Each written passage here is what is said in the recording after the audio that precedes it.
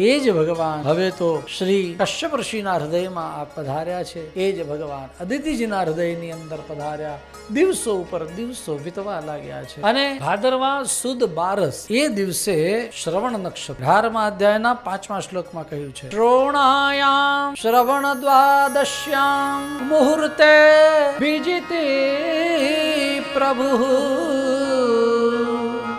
સર્વે નક્ષત્રતારાધ્યા ચતુર્સ્તજન્મદક્ષિણા દ્વાદશ્યામ સવિતા તિષ્ઠન મધ્યમ દિનગતો નૃપ વિજયાનામ સા પ્રોક્તા યસ્યામ જન્મ વિદુર્હરે.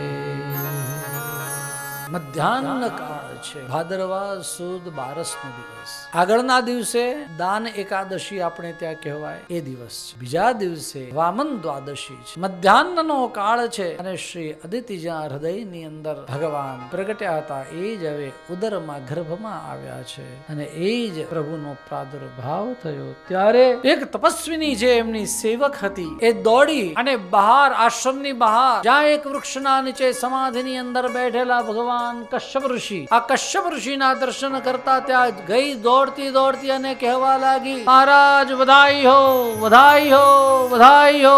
બોલે કહા ભયો હૈ? અને ત્યારે કશ્યપ ઋષિને એમણે બધાઈ આપીને કહ્યું, લાલો ભયો હૈ શ્રી વામન ભગવાન કી